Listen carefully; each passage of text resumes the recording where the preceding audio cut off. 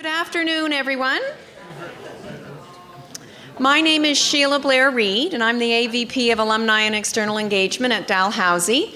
We appreciate that you came out in the rain, and we know that it was difficult to park because of convocation, but we're always happy to see lots of activity at the university during convocation.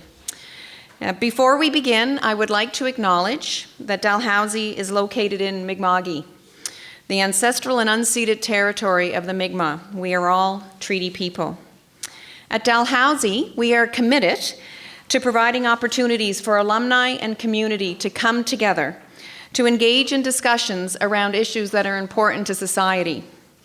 We launched our Open Dialogue program to bring people together, like you here in the audience, to do just that.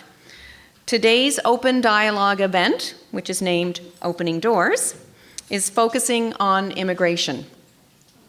It is my distinct pleasure to introduce today's moderator, my friend, Marie Chapman, Chief Executive Director at the Canadian Museum of Immigration at Pier 21. And Marie is no stranger, I'm sure, to many of you in the room. We are proud to share with you that Marie's first job in Halifax was at Dalhousie. And she likes to tell me that she had an office in the McDonald building and she could open the window and smell the lilacs. And she wanted to know if they were in bloom yet this morning. I told her another week, come back. Marie, when she was at Dalhousie, she played a critical role in our Capital Ideas campaign as a development officer. And then she went on to the IWK Foundation and then to her home now at Pier 21. She was a force during the $9 million campaign to open the doors at Pier 21, and I remember watching her in awe.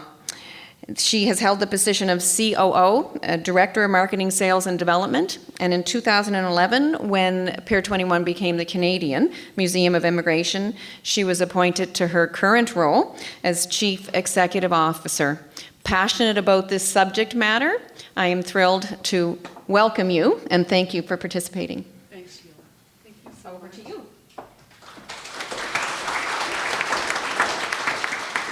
And Sheila was very kind not to take her notes or mine. I was telling a story earlier that we have a breakfast series called The Breakfast with Fascinating Canadian, and one of our breakfasts was a fellow named Woody Ferris, who most of you probably know and was on the board at Dal, and Sherry Porter was introducing him. And Woody's notes were there and Sherry's on top. And as Sherry introduced Woody, she took everything and left. And Woody came up and said, well, this is all very exciting, but my notes are gone. And we all thought he was laughing, and he looked around and went, no, seriously? My notes are gone. And then Woody, you could see so Sherry quickly shuffled around. So I was telling Karen earlier. Anyway, thank you again for the kind welcome. And it's my honor to actually to be here today as the moderator. I was not the first pick. Scott Belton was the first pick from TD. And he, well, no, it's okay. Sheila and I had a conversation. You need to have Scott Belton do this. And then Scott Belton went and got another job in Toronto. It's a heck of a way to avoid doing this job, to move. But all that to say that it's a powerhouse panel, and I want to introduce each of them right now. And I'm going to start with Howard Ramos, who's the third to the left in the dashing red sweater. Professor Ramos is a political sociologist who investigates issues of social justice and equity. He's published on social movements, human rights, indigenous mobilization, environmental advocacy, ethnicity, race, and Atlantic Canada. And right now he's working on many projects, but a few of them including looking at Atlantic Canadian secondary cities, state funding of NGOs, environmental advocacy, tourism development, and integration of immigrants and refugees. So many of the topics that are near and dear to all of our hearts. So welcome, Howard. Next, and to Howard's left, is Afalaki Iwaiga, and she's a social worker. She actually works at the IWK and has done some work at Dalhousie as well. And she's got a lot of experience in child welfare and health care social work. And she's also worked at the Nova Scotia Health Authority, so all over and lots of experience. Recently, she's been working at the Neonatal Intensive Care Unit, so the NICU, as a clinical social worker.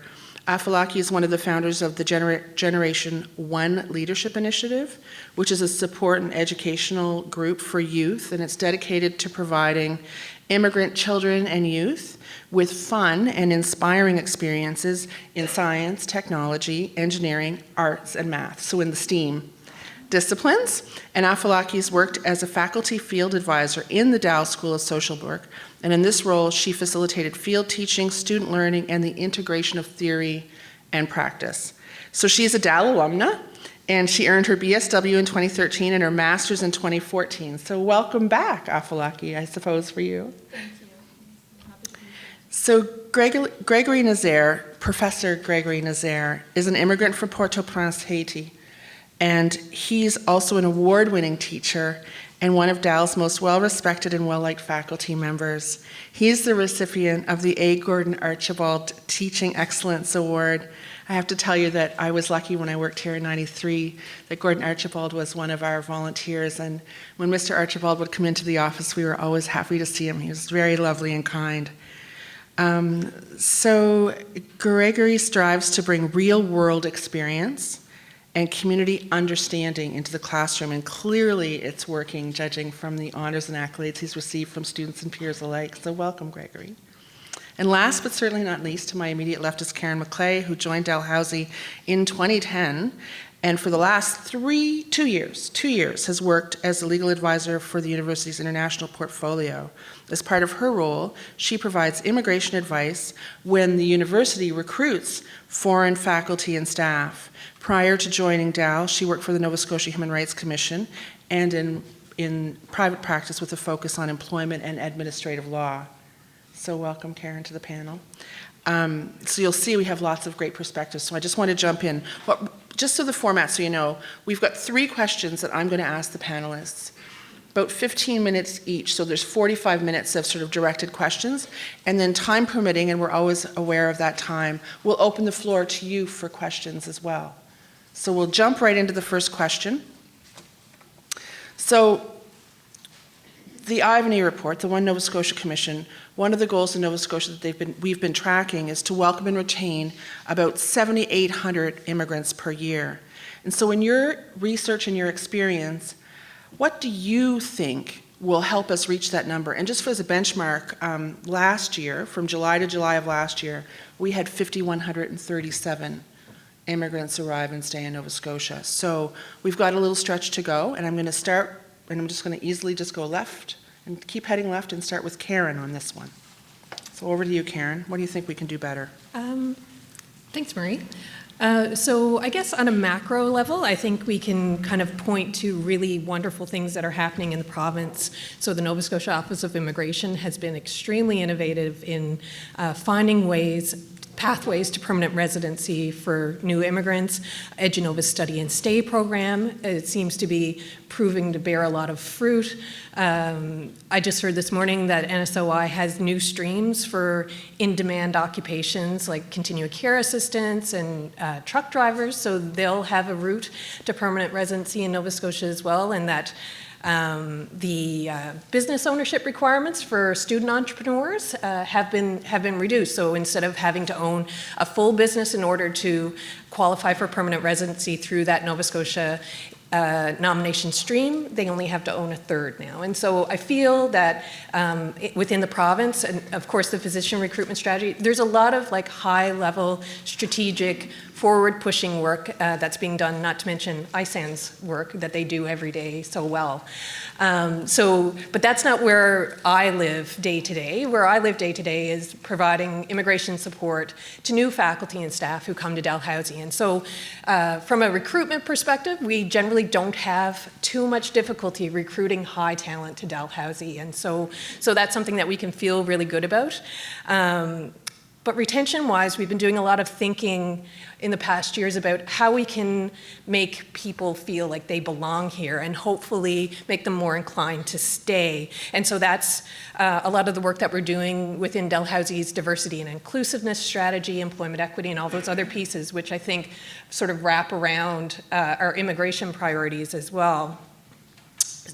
On an individual level, my experience in helping new faculty and staff kind of have a soft landing at Dalhousie, I think that's where I see the impact on individuals.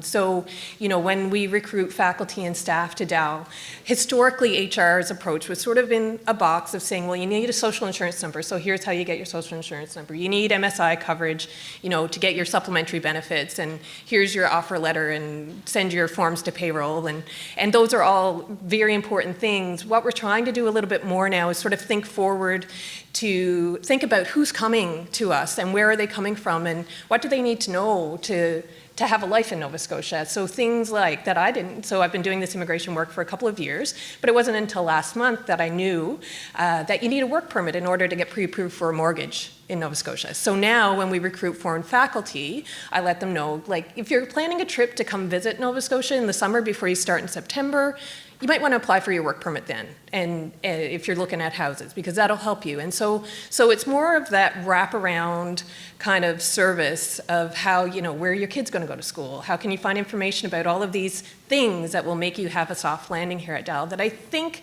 will help people be more inclined to stay in Nova Scotia. And then when more people are inclined to stay, they tell their stories to other people. And I feel my hope is that will enhance recruitment and make Nova Scotia a little more attractive to foreign nationals. So I guess that's been my experience. Yep. Make people feel at home from the day they get here and welcomed. Yeah, it's very important, and it means a lot. Those pieces of information seem insignificant, but we talk about, being welcoming, and sometimes we go down rabbit holes of, well, that just means we're nice and we say hello, but I think it's the things that we do for people, those things that have a big impact in their lives to support them, that will make them want to stay and really actually feel supported. So I like the language of supporting people, not more than welcoming, but I feel like you don't kind of get into that kind of unhelpful discussion about being nice or being welcoming, Yeah. True that. What about you, Gregory? What do you think? Some words of wisdom. Well, I think just to follow up on what my colleague just mentioned, I understand the way you're helping new faculties, but the only problem I see is you're dealing with a segment that is not only highly educated, I would probably say tremendously mobile. Mm-hmm. They can go wherever they want. People actually want them to come, right? And once they get the job, they tend to go among academics like themselves. So they don't have that problem to integrate. They don't have that problem to be part of a group, right? But for those who are not PhDs or great researchers, they are facing, they don't have you. That's right. Right? They don't have you. They don't have that infrastructure that actually helps them to accommodate to assimilate. Okay, So it's a different dynamic, right? And one thing I will say, I applaud that policy to bring more immigrants. But there is one thing I observe since I moved here from Montreal, 2005, I feel that regionality primes over nationality. You have a strong sense of community here in Nova Scotia. When I say strong sense of community, someone from Cape Breton, very, very proud to be from Cape Breton, and you have someone from the Valley, very, very proud to be from the Valley. Yeah, true. Right? So you feel that regionality. Yeah. It's something that is really paramount. And I remember like 10 years ago, I was in that a business competition organized by Innovacor, and the CEO said, you know what, we have a diverse judging committee. And when he said diverse judging committee, he wasn't talking about race or ethnicity, he was talking about regions. Yeah. Within Nova Scotia. Within Nova Scotia. They say we have a diverse. It means like we have someone from Cape Breton, because we know people from Cape Breton, they don't want to be judged by people from the valley and so on and so forth. And I say, oh my God, because I just came here. Like, It's true. So, It's true. so we need, I think, it's two policies, two strategies. We have one to get people to come here, and the second one is really to inculcate that culture of acceptance, vis-a-vis others, those who are not from here, that come from away, right? And my wife and I, we chose to come here. Yeah. Okay, we moved from Montreal. I was on top of my game. I was a banker, and she got a position from Concordia University. We actually chose to come here. We chose Halifax. We chose Nova Scotia. That's what I'm saying. It's not a criticism. It's an observation. Yeah, right? for sure. And we need that to be. We need to be just a bit forceful about what is the role of an immigrant. It's not a zero-sum game, right? Especially when you deal with the Canadian immigration policy we have. It's to the right of the U.S. policy. People don't understand that. Yeah. We're kind of to the right of the U.S. The policy you have right now, this is the policy Trump actually is advocating. Yep. The numbers. There's no, the family reunification we talk about, what we call chain immigration. This is something we have like sporadically, once in a while, right? And the skill immigration, the high skill immigration, this is what he's advocating, and people say it's racist. Right? So what I want my fellow Canadians to understand, those who are coming here, it's not just refugees, a very, very small percentage. Yeah. It's a very, very small percentage. People are coming here, not only you have the degree, stuff like that, it's always the cash they're asking. Someone from Russia, for example, it's around $10,000 cash you need to have in your bank account to apply, on top of having the experience and the credentials. Yeah. Not every, I'll say probably 2/3 of Americans don't have $10,000 in the bank account. No, true. So what I'm saying is, it's not a zero-sum game. Yeah. It's not a zero-sum game. Everyone is benefiting from immigration, especially in Canada, because it's extremely selective. Yeah. It's extremely selective. Yeah. Right? Thanks. That's Greg. Over to you, Howard. I'm not sure what's left to say. But I'll try. So I'll echo kind of what has already been said, but I think I would make three kind of points. The first is that it's important to think about how we sell ourselves. So often when we talk about immigration in this region, you hear things like, oh, there's a demographic tsunami. We have an aging population. The economy is shrinking. We have low wages. We need to attract people to fix all of these problems.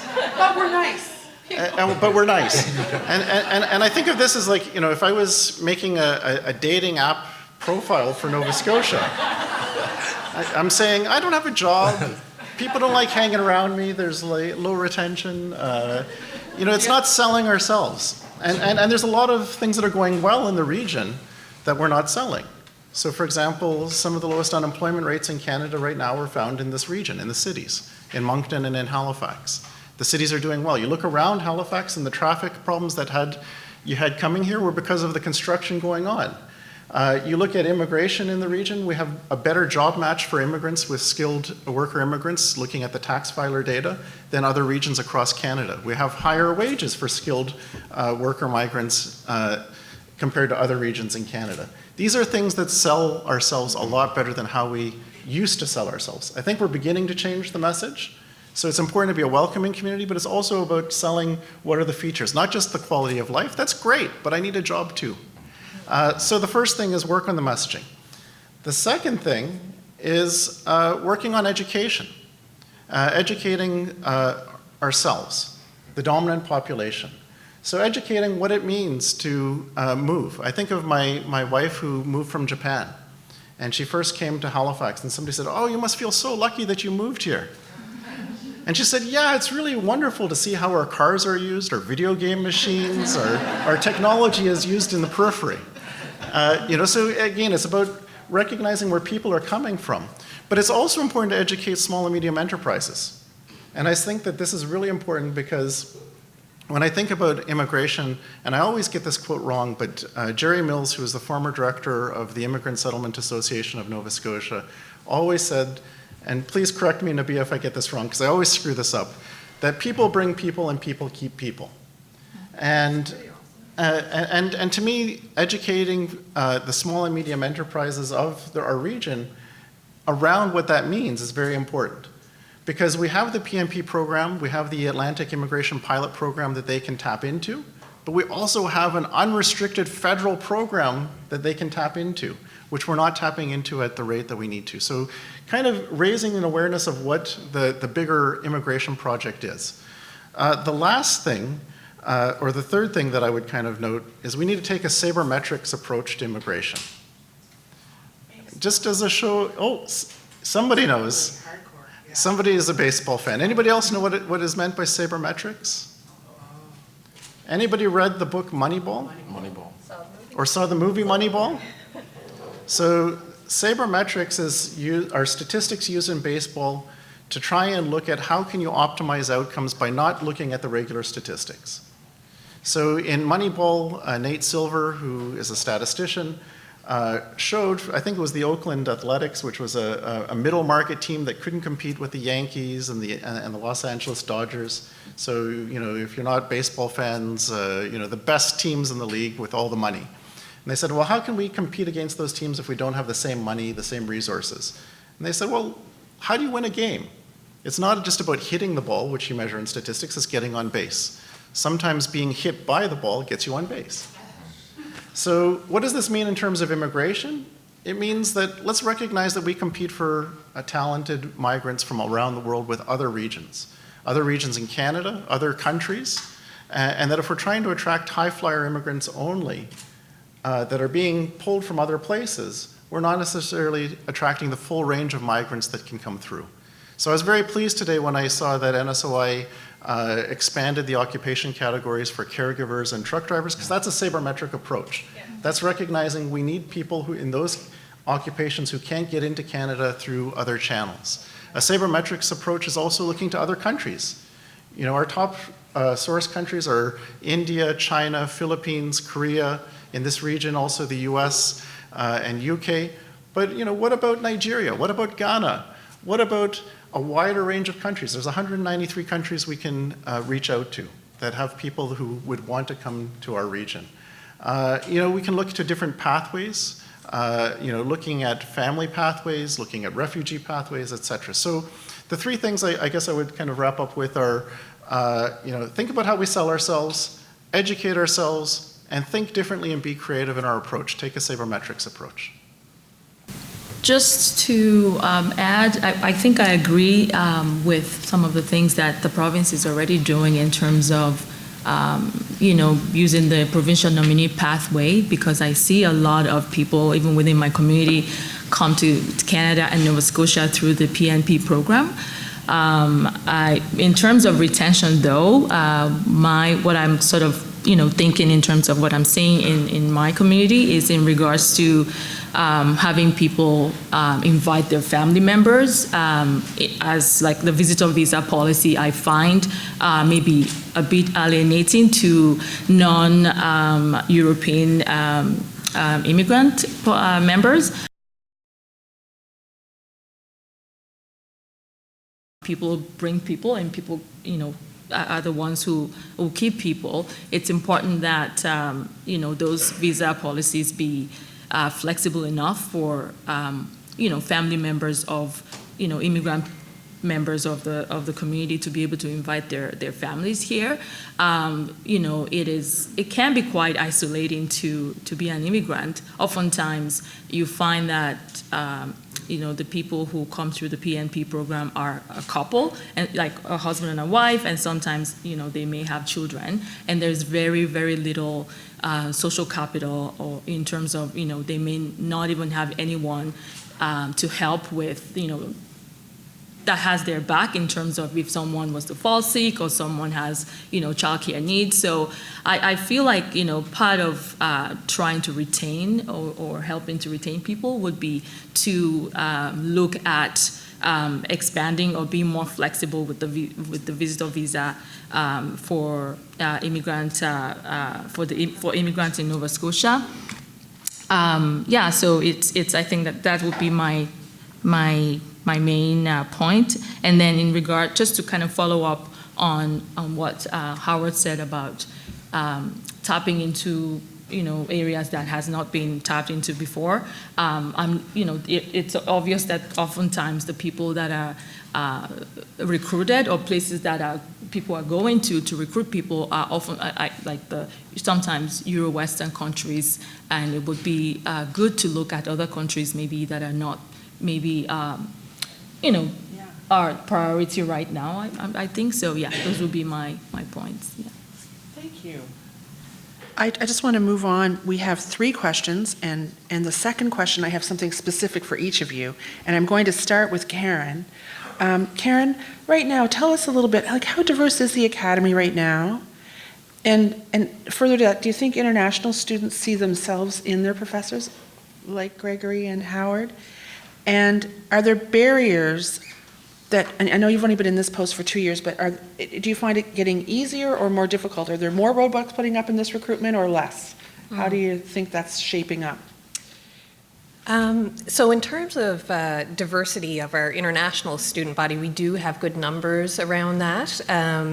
So Dal has almost 20,000 students, and 4,200 of them, roundabout, are international from 122 countries. So that's 21% of our student body are currently international students. 45% of those international students are from China.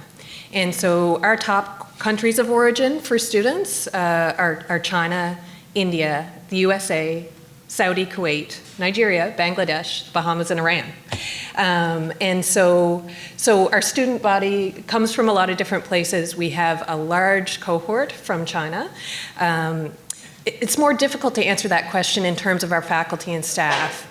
And the reason for that is because at Dalhousie, we measure diversity through an employment equity lens. And so I have to report on the number of people who are here on work permits, but that doesn't encompass foreigners who are already permanent residents or already citizens of Canada. And so we don't have a way, and nor do I don't know if it's helpful to kind of ask people to provide that information and how will we use it.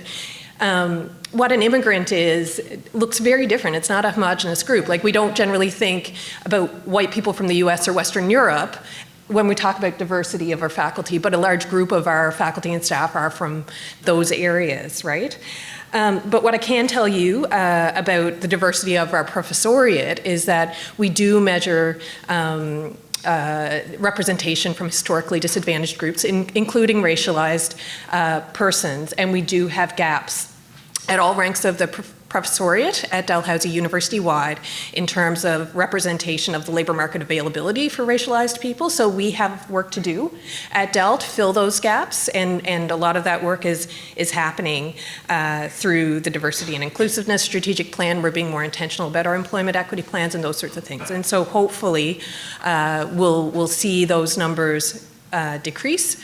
But I guess that's as much as I can say around the diversity question of barriers to attracting international faculty. So I think barriers and opportunities. So I think, as we were talking about before, there are really some really great things happening with the Nova Scotia Office of Immigration and their provincial nominee stream. I can tell you that in my dealings with that office, they are top-notch people. I don't know other people's experience, but they're responsive. They answer their phone. You can't get anyone from IRCC on the phone,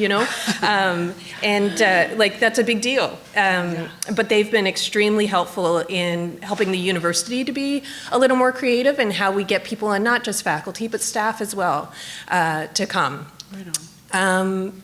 They've also been invaluable in nominating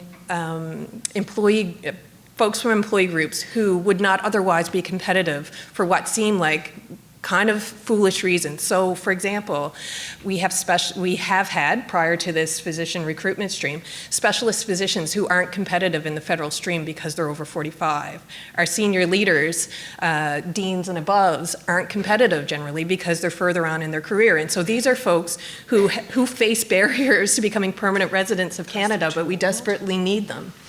So NSOI has been extremely helpful in filling those gaps as well. And federally good things happen, like we have NAFTA for faculty members. It's super easy to bring US or Mexican citizens to Canada to be faculty or researchers in Canada. We have the expansion of the CRC chair program, which helps us to recruit more foreign staff. There's a 2-week work permit processing expedited process now for high-skilled workers, which has been really helpful to making plans at Dal for when people get to start. You don't have that uncertainty anymore. But for most of the rest of our academic recruitments, we do have to show to the federal government that there's no qualified Canadian or permanent resident to do that job. And so I think there's a broad consensus across the country and academia that that standard is at cross purposes with the priority of globalizing the academy. And so we've been pushing back in consultations, the CBA and other organizations to say, what's the rationale for having this LMIA approach for recruiting folks who are highly specialized? You know, you're not getting giant applicant pools for these positions. We know who we need, and it makes sense to make it easier to get them here. And I think the one thing I would just close with, and if anyone's gone through an immigration process, you will know the pain of dealing with bureaucracies and processing officers and ticking boxes and making sure you put the right forms in. And, you know, I think it's maddening because there's so little we can actually do about that. So I'm dealing with a situation right now. I'm representing a specialist physician and his family in their permanent residence application. This is someone we are desperate to keep in Nova Scotia. We tried to woo him. He came. We're so happy. And now we put in his PMP nomination 15 months ago. Silence. 2 weeks ago, I get a letter saying, we need him to update all of his forms because it's over a year since he submitted his forms.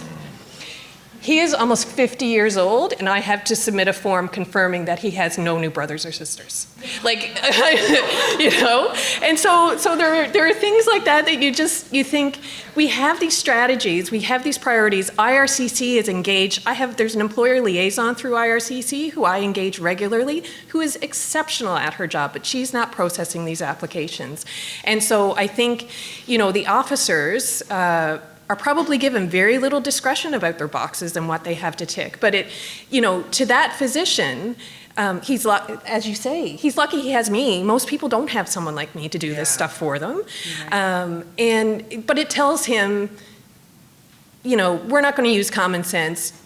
You're the most valuable physician we've recruited this year, but, you know, fill out these forms, get updated police certificates. You know,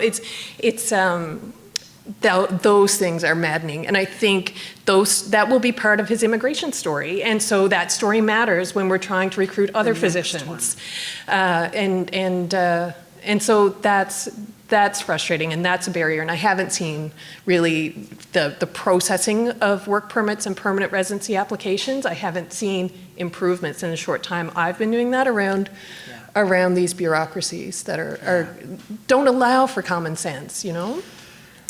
It's year end at our place. We're a federal crown corporation. We tick a lot of boxes for no good reason. I absolutely understand. It is maddening. And to your point and to all of your points, it's really, well, we didn't plan, like this is woven together well.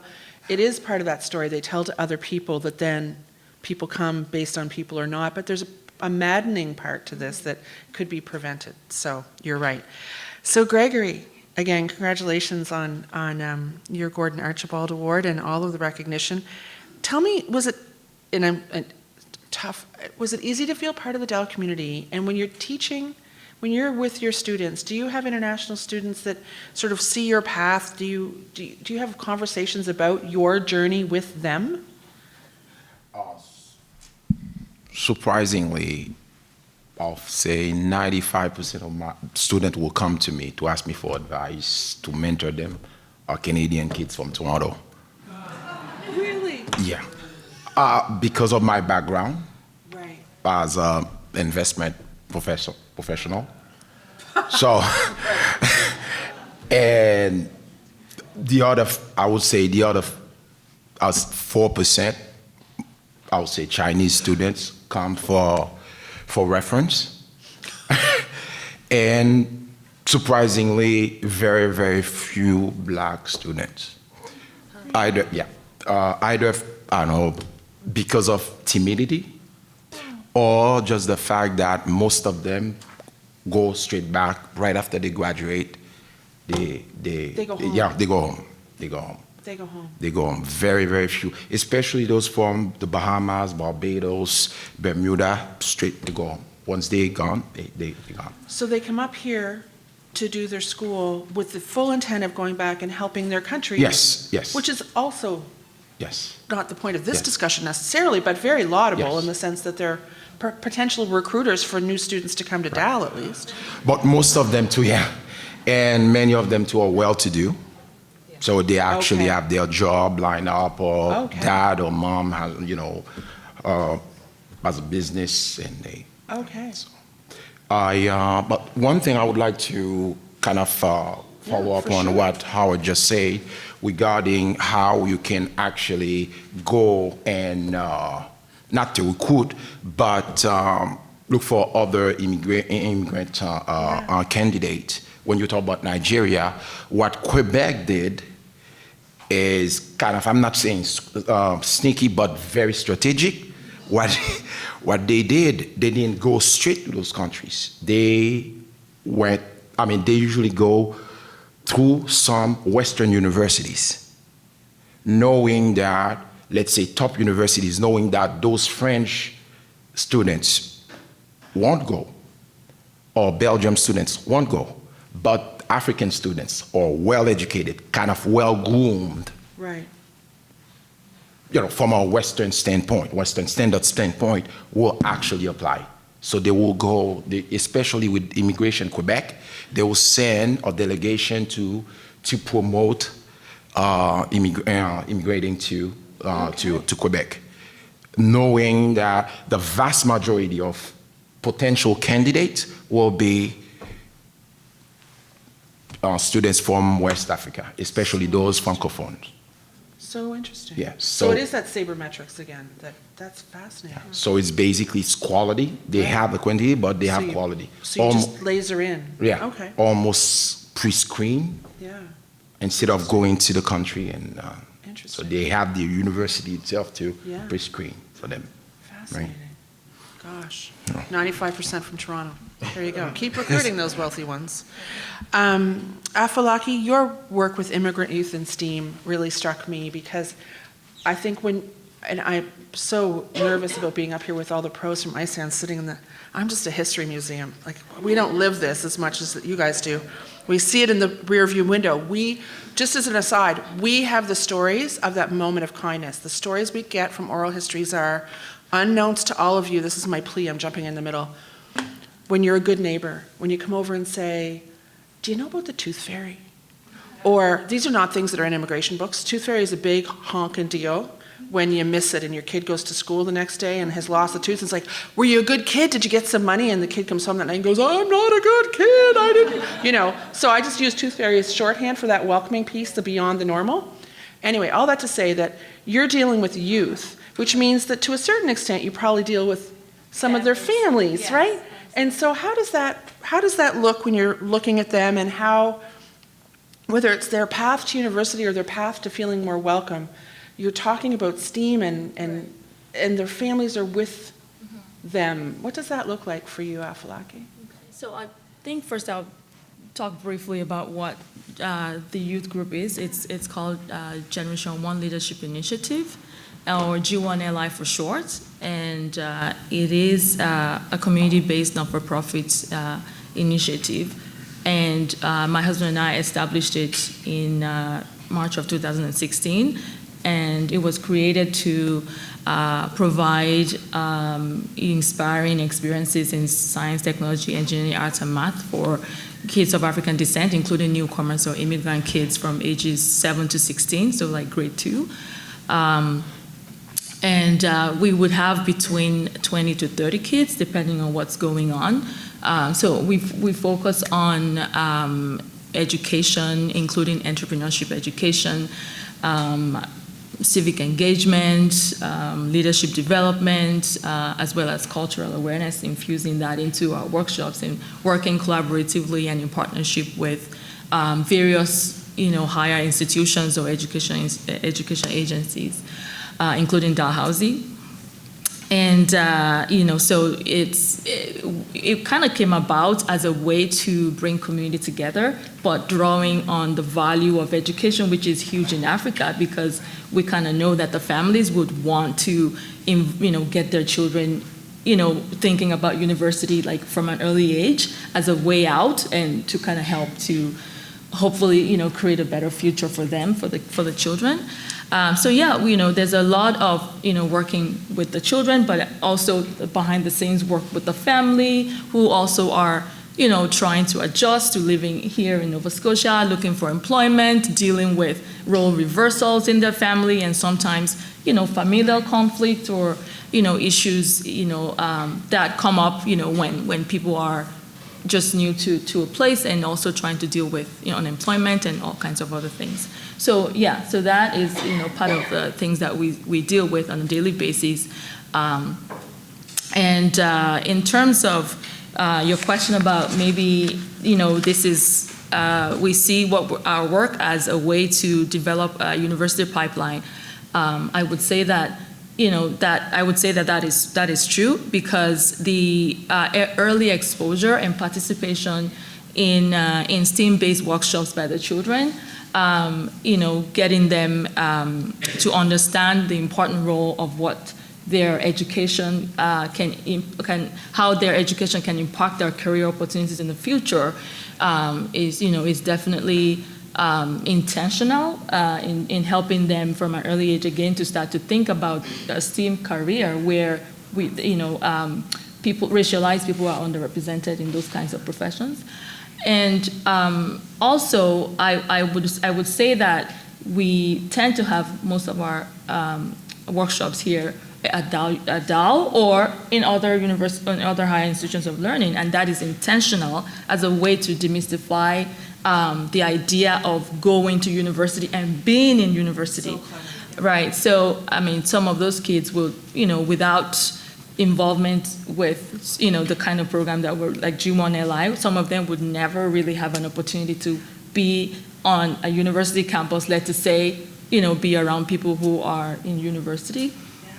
And a lot of our kids are, especially the ones that are in grade 12 right now, are I would call them first generation university goers, and in being able to be involved in G1LI, interact with some of the mentors, because we established a mentorship program last November, bringing diverse people with diverse backgrounds in STEAM to the children, to expose them to different careers, and we did it like more of like a world cafe approach in getting the children to ask questions and think about what would it be like to be an engineer, and what does it entail, and those kinds of things, and being able to kind of have people who are role models that they maybe as first generation immigrants that they would not really have access to. Helping to develop that by demystifying what it means to go and be in university, and doing those activities with the kids. I think it's also helping to fulfill that. And I will say that it contributes to diversity and inclusion in universities, because most of those kids, like I said, are first generation college goers, and in getting involved with G1LI, they're not only gaining technical skills, but as well as soft skills that will help them to hopefully be successful and be university ready. So, in that way, I would say that that's what we're doing, yeah. Help navigate the academy when they get here. Yeah. Sure. Dal's a big place. I came here from Sackville, New Brunswick, and at the time, I'm dating myself, there was one traffic light. And, I was born in Ottawa, but I remember coming here and just navigating my first 2 weeks of working here and being overwhelmed as a 25-year-old. So to be your first generation, I think that's a great way to be more comfortable. And over to you, Howard. Your work on integration is so important. And there was a lot of talk, we had an immigration summit a couple weeks ago that Pier 21 hosted, about international student retention and how the integration piece is easier because they've already lived through 4 or 5 years in Canada and have friends and know the area.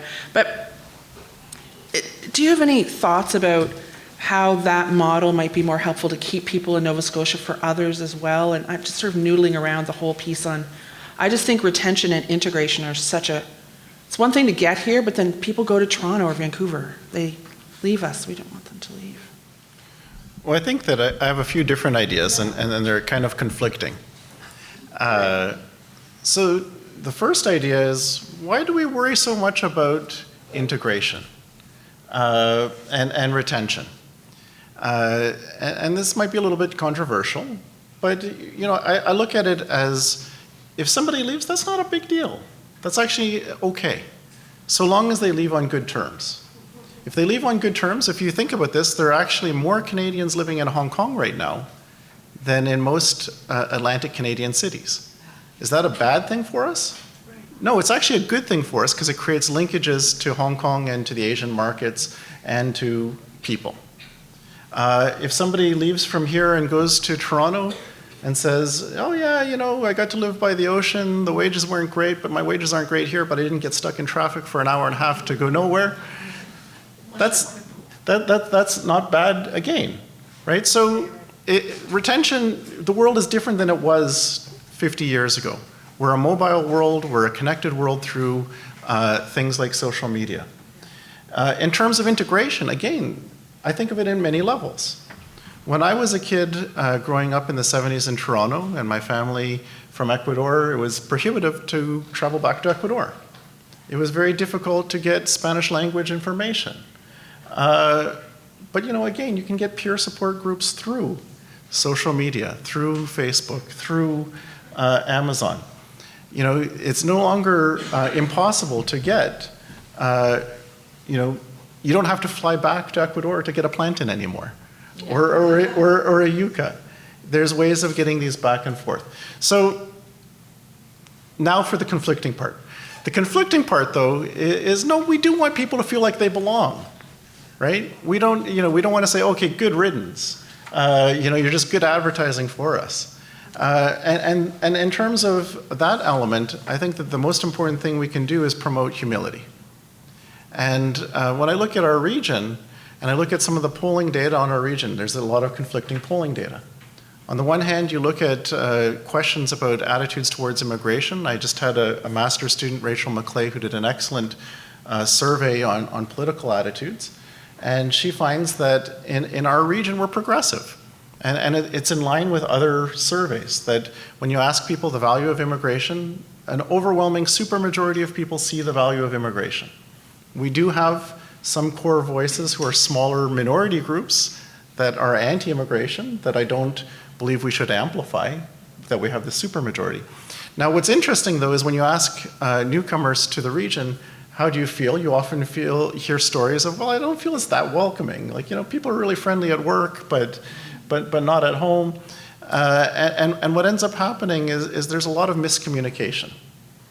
And to me, we often put emphasis on kind of cultural competency, but what we really need is putting emphasis on social humility, which is recognizing that, okay, I might not necessarily, understand everything you say. I might not necessarily understand your holidays.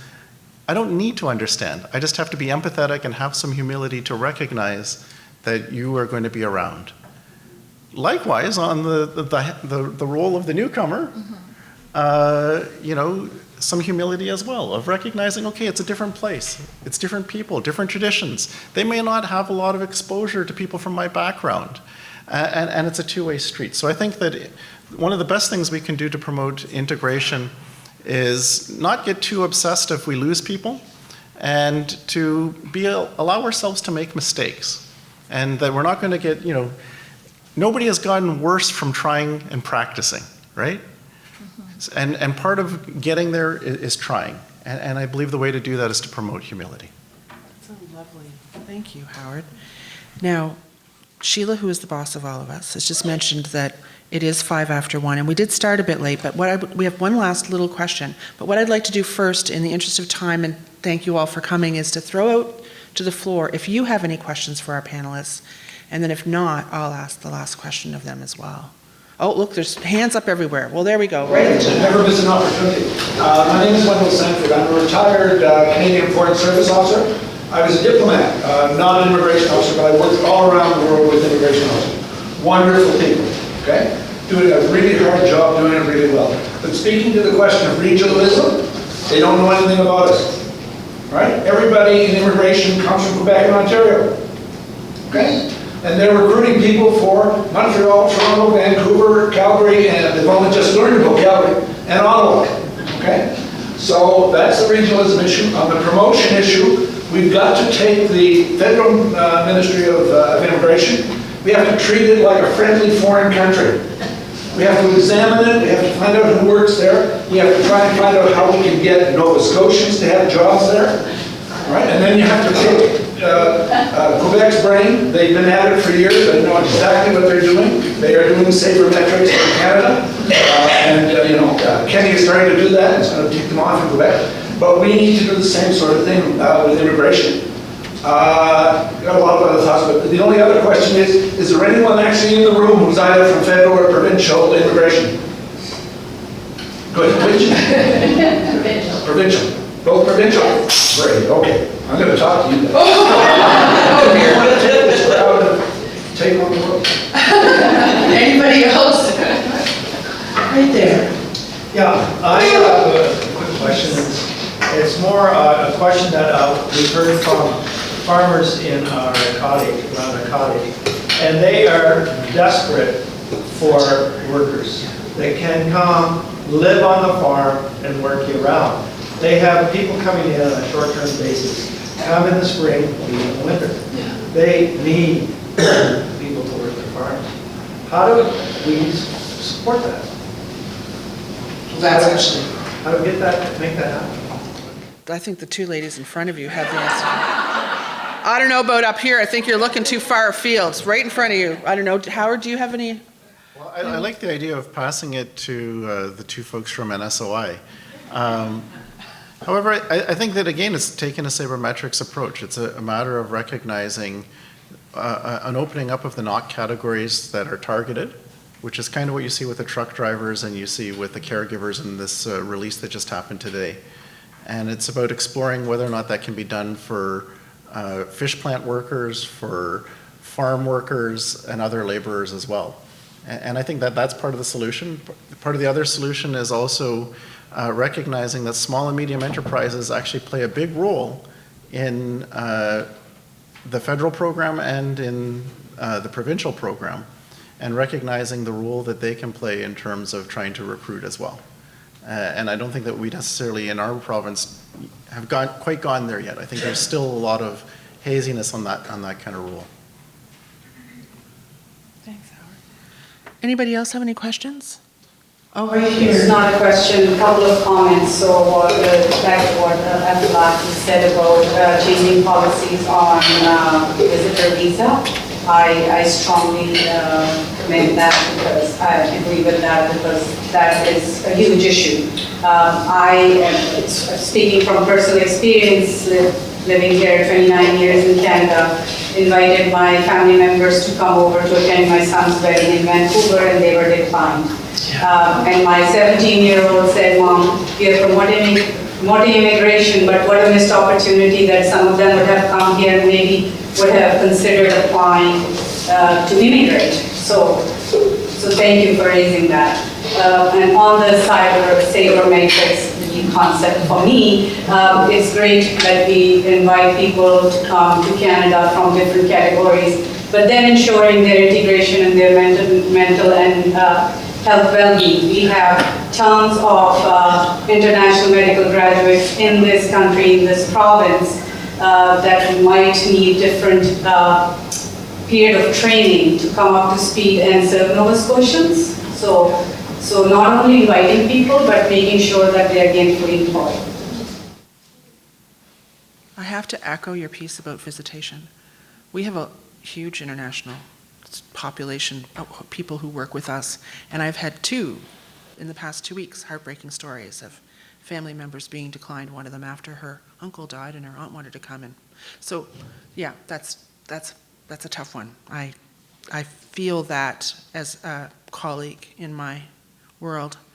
I think I saw one more hand at the back somewhere here. Yeah, I did, right at the very back.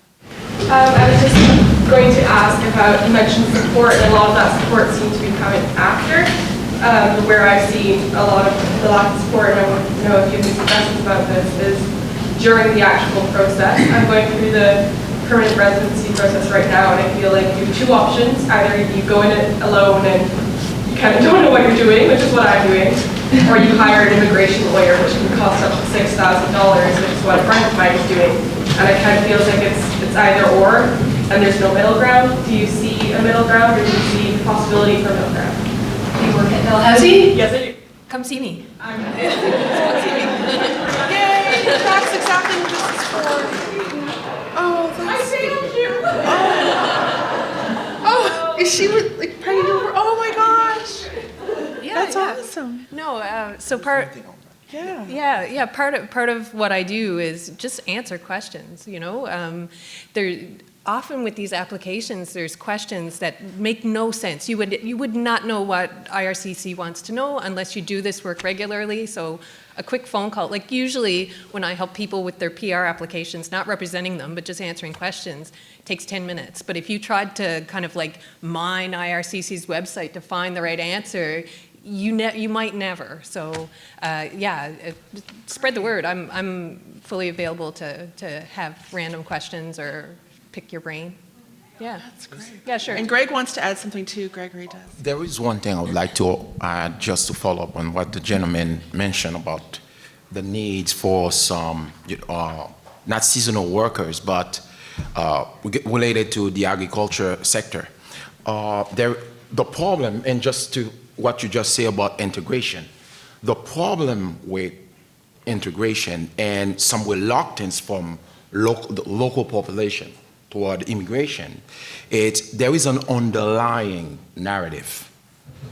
Like, they will come here not doing anything, right? Almost like draining our resources and non-productive. And it feels like policymakers and government officials, they're not doing a good job to explain what the gentleman just said. Right. Right? So what you know, it's something that is almost, people try to keep it as a secret. Like, we need them, but don't tell them that. Right? That's the feeling I have. And to be honest with you, it's not just Canada. We had that in Germany. Yeah. When Merkel got those million of refugees, it wasn't just humanitarian. They had a huge gap in terms of labor that could have had crisis, that could have triggered a crisis. But the underlying narrative was, well, refugees. No, it's more than that. Yeah. Some refugees, right after a week, they literally guide them to a training school in English, and after 3 weeks, go straight to a shop to start working. Yeah. They didn't even waste their time trying to teach them about German. No, go straight here so they can be immediately operational. Yeah. So, but, right. However, the underlying narrative, almost like, kind of like stealth, they come here, they need us. Yeah. We're not sure whether we need them, but they need us. And that actually can trigger some reluctance, some resentment from our local population. And I think as long as a human being, any community feels that that person who's coming is a productive element of society, who comes to contribute, to pay taxes, then I think, and another thing too, when an immigrant comes, you cannot claim welfare before 2 years. Yeah, People don't understand that. yeah. Myth busting. Not before 2 years. Yeah, exactly. Right? So it means that you need to eat, you need to rent, you need to basically to function without government help. Yeah.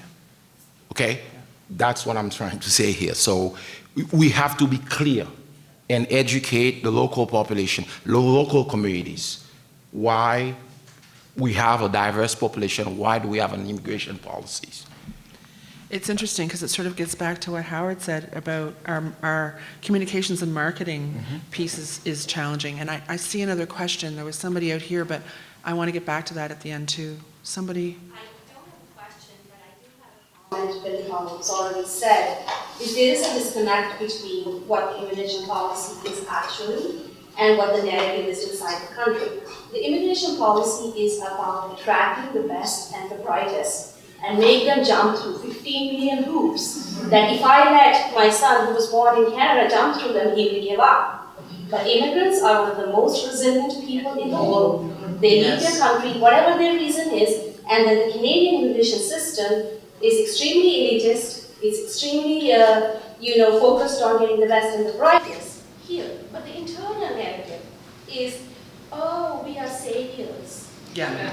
And my thing is, get over it. You're actually the saviors.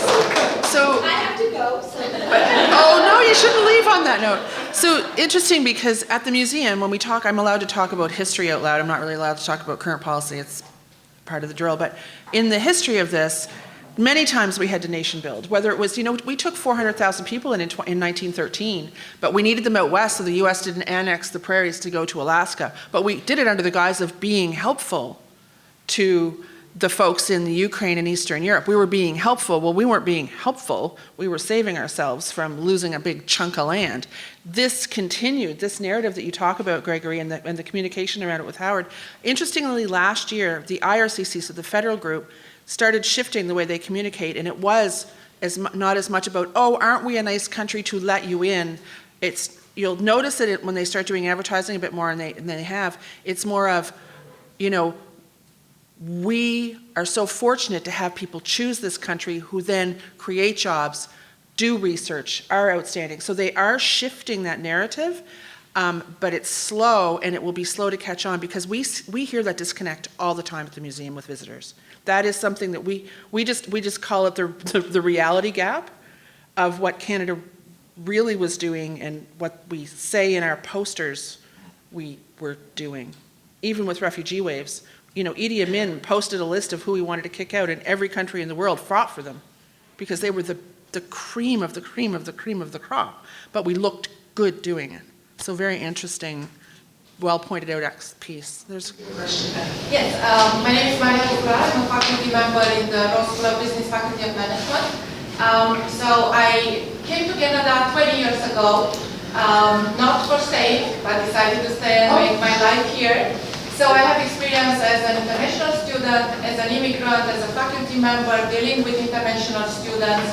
And I really like several points that were made by the members of the panel that resonated with me.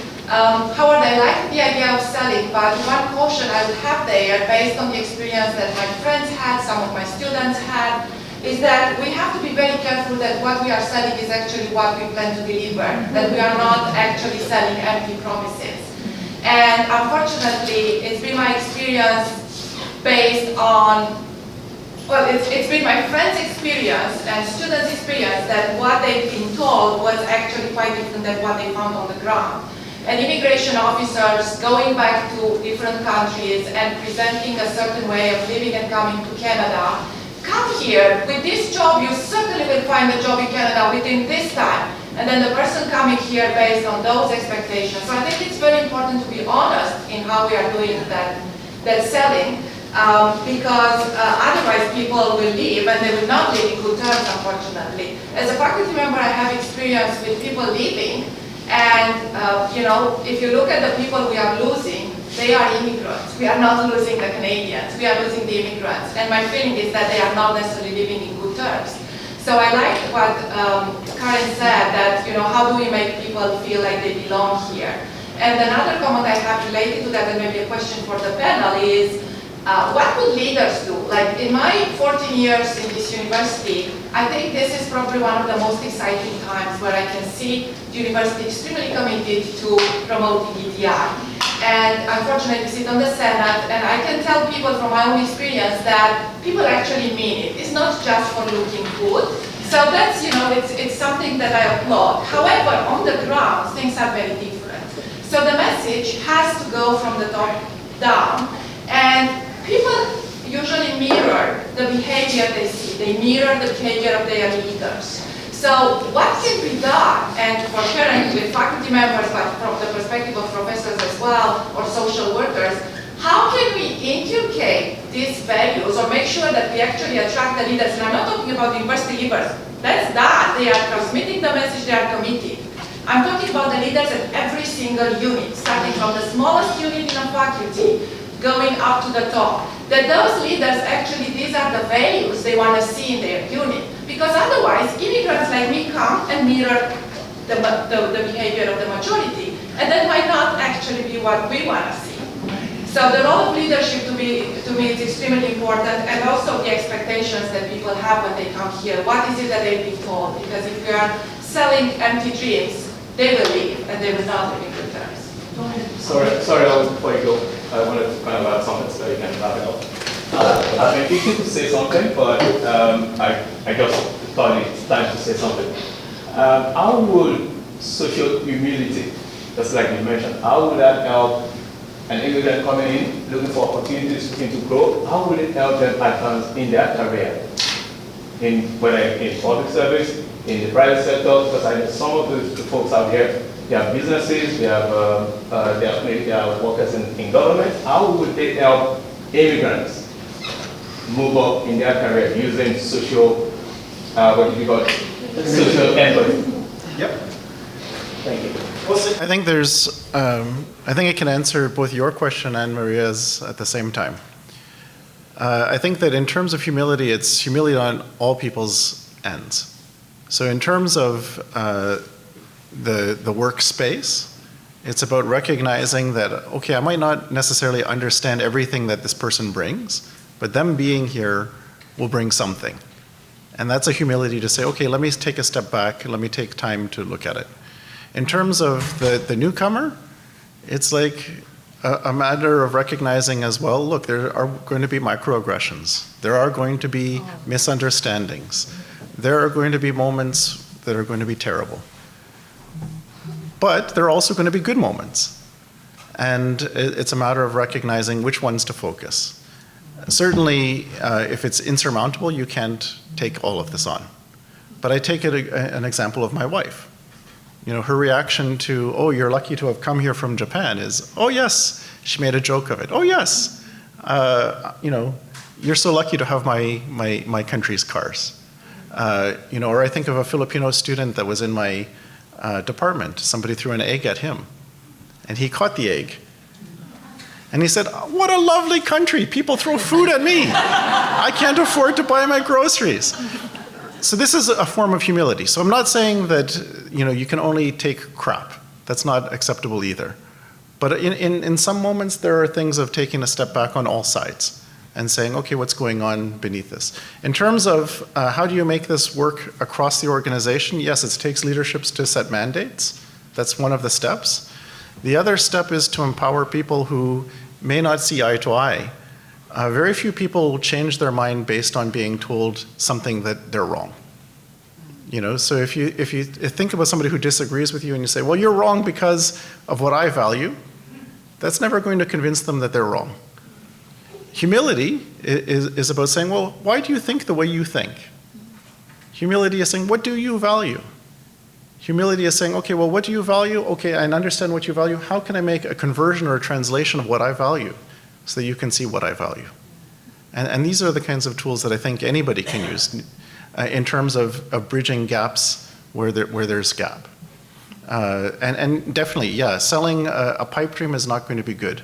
Then the news gets out that it's not going to work, and then it all falls apart. So it has to be selling a true story and creating policy that fits what is available.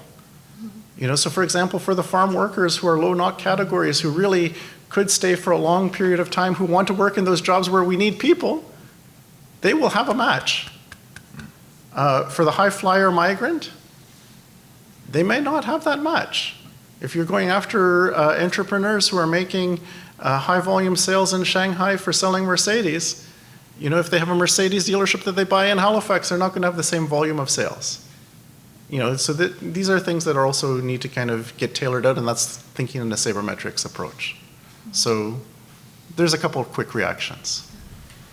Go ahead. Let me add to that. I feel like most people have very good intentions. I think that we all go, you know, to our workplaces or, you know, different institutions wanting to, you know, work with people and interact with other people from a, you know, from a respectful and empathetic sort of a perspective. However, in practice, there's, you know, what we think is right, and then being able to sort of marry that with our actions. I think those are two different things. There is the challenges that maybe newcomers may have, which, you know, because of our work within the community, we see that every day. And I think that, you know, immigrants who may have been living here for a longer period of time too, you know, we also, having lived here for 16 years, we still have, you know, challenges in terms of just as a result of biases or sometimes prejudices from, you know, people not maybe understanding things and not being curious, I think, in terms of some of the differences that we bring. But, you know, as much as people don't really go out to hurt other people, there are very severe financial implications for people when some of these actions and these behaviors, you know, if you are at the receiving end. You know, some of us, you know, end up in very precarious employment. It does look good on our resume that we've worked here and there and like all different places. But I think it's important if you're a hiring manager, if you're a coworker, to ask yourself, like, you know, why has this person worked in all these multiple places? You know, why, who, you know, and questions around questioning our unconscious biases, like who gets invited to meetings, who's not invited to meetings, who doesn't get copied on emails, who is the lone person in the office environment, in the school environment. You know, these are real, you know, issues for people. In fact, even in regards to their mental health, you know, and immigrants, you know, like Howard had said, like, you know, it's a two-way street. Like we, you know, when we go into wherever we are, we have to also be willing to learn and be humble. But at the same time, I feel like, you know, one of the things that it would be important for us to think about is power and how, you know, sometimes it is harder for someone who has less power to be vulnerable.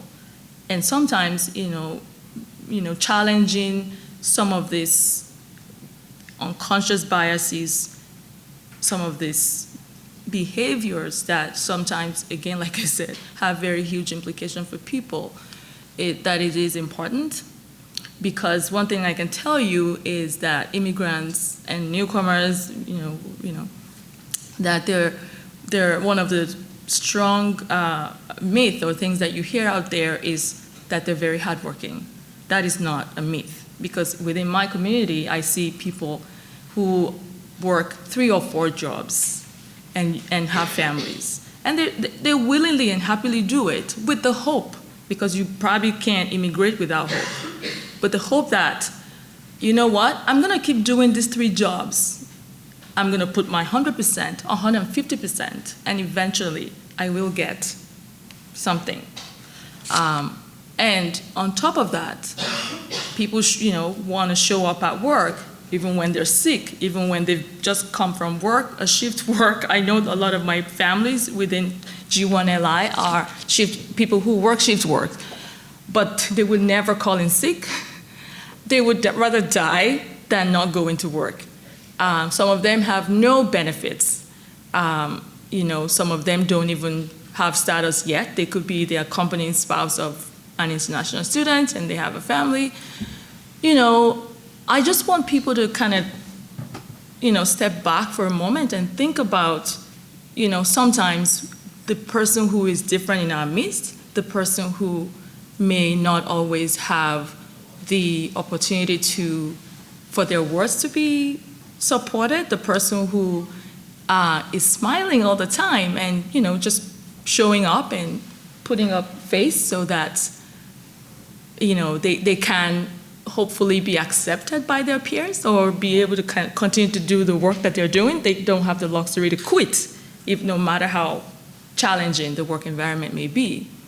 I'm just wanting to challenge everybody. When you work with an immigrant, with a newcomer, I'm encouraging people to look deeper and look beyond the names, their race, the fact that sometimes we don't always understand. We may not always understand them. We may not always understand the culture.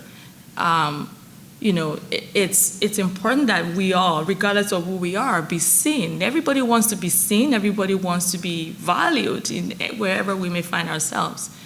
So, being an ally and reaching out and trying to be curious and show understanding sometimes and empathy, I think is really, really important as we are trying to increase immigrants in this province, and as we're working towards strengthening that. More and more, you are going to see people who look more and more, who don't look like you, and I guess being open and educating ourselves, like Howard said, and reaching out within our little spaces. I think it's important. Whether you're, I know Gregory had said something about some students being timid and not reaching out. I would disagree. I think that there are students, racialized students, who would want to access us and be able to reach out to us as people that can be people that they can talk to. I think it's, how do we find that or make ourselves more accessible to people to be able to reach out to us? I think it's important. So I'm just sort of thinking about the different things I hear, my own lived experience, and some of the things that I hear within my community, like the struggles of people who come here, want to do their best, want to stay here. They love this province, and they would do anything to be able to do work and contribute positively to this province.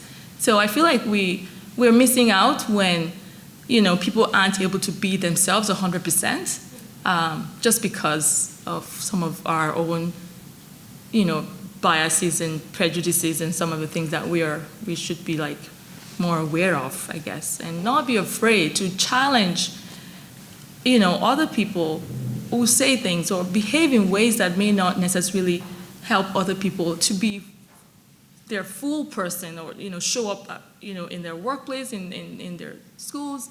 I hope that if we don't take anything away from here today, that we take that, make eye contact with people, say their names however way you want to say it. Ask, can you tell me, how do you say it?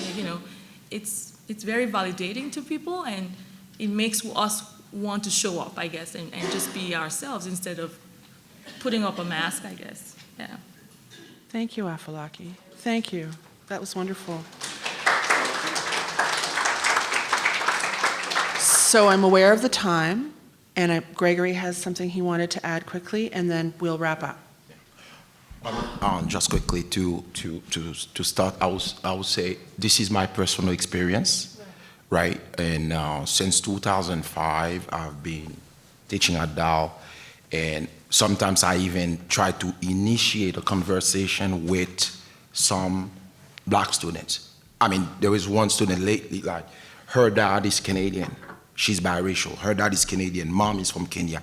I actually went to her, say, if you need some help, if you need, please come to me, because it was just a bit frustrating for me. It's what I'm saying, it's a personal experience, because it was frustrating for me to see sometimes you could have helped someone you think that can be disadvantaged, just like you, just like me, just like myself. And that person won't come to you. And when I say from timidity, sometimes I see that timidity, kind of like be afraid of not being knocked down, right? Where I'm from, we are timid. In a sense, we talk about Mary, we talk about the elite and those countries, they tend to put you down sometimes too. Their own people, right? So this is the kind of timidity I'm talking about. Another thing too, I would wrap up. There is a danger. There is a real danger. And that danger, we can call it cultural clash or whatever you want to call it. Because we should not forget that the immigration here, the immigration policy, it's highly, highly selective, highly restrictive, right? This is not nobody's. So when you have someone who's been in this country, a civil engineer, who actually did a lot of work for Canadian embassies with the same standards, the US embassies, US agencies, they came here, right? So they have the real Canadian standards, right? The US standards. They came here and they can't get an engineering job, and the only options they have is to work, low-skilled jobs. Their perception is all Canadians are low-skilled. Because it's gonna be, why is that? It's gonna be their environment. It's gonna be their environment. When you have five, you're working with someone from 9 to 5, and you're an engineer with high, mathematical skills, stuff like that, and someone who's low skill, because that's the job you're able to find. You don't get to work. You're not fortunate enough to work with top Canadians. I was fortunate enough, but not everyone was fortunate enough. So when you get to work with more or less people with low skill or not as qualified as you are, you tend to, and that's some like experience I formed some friends of mine. They tend to think that Canadians are like, I say, no, it's not. You didn't have the chance to work with those who are highly skilled like you. And there is that danger. You can have a generation of newcomers who think that, oh, these people are dumb. And this is a real danger. This is why we have to, just to follow up on what Maria said, we need to manage expectations. We need to manage expectations, because there's a danger. Thank you. I'm going to hand it back to Sheila now, and thank you all. I'd like to thank all the panelists for their thought and preparation, and for all of you for coming. Thank you. Over to you, Sheila.